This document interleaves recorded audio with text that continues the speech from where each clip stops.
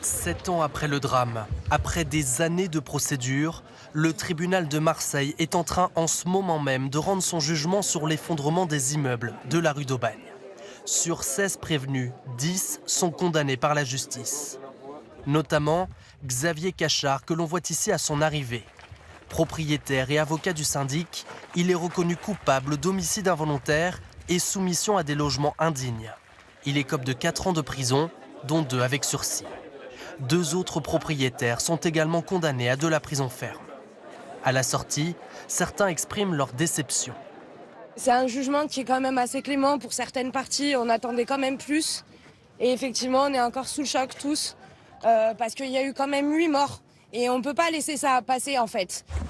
Le 5 novembre 2018, dans le centre de Marseille, 3 immeubles de la rue d'Aubagne s'effondrent. 8 personnes perdent la vie. Très vite, la vétusté des bâtiments est mise en lumière. En témoignent ces images avant l'accident.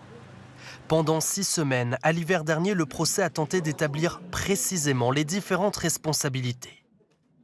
Julien Ruas, ancien adjoint au maire de Marseille, est lui aussi reconnu coupable et condamné à 2 ans de prison avec sursis, notamment pour homicide involontaire. Il n'avait pas utilisé l'ensemble des 6,5 millions d'euros votés en conseil municipal pour la rénovation urbaine de la ville. Parmi les prévenus, 3 propriétaires sont relaxés. Le tribunal a reconnu leur volonté de faire des travaux avant le drame. C'est une très bonne décision et le tribunal a véritablement fait œuvre de pédagogie pour expliciter sa décision, qui s'entend à la fois d'un point de vue juridique bien évidemment, mais aussi d'un point de vue factuel. Les condamnés peuvent encore faire appel de ce jugement.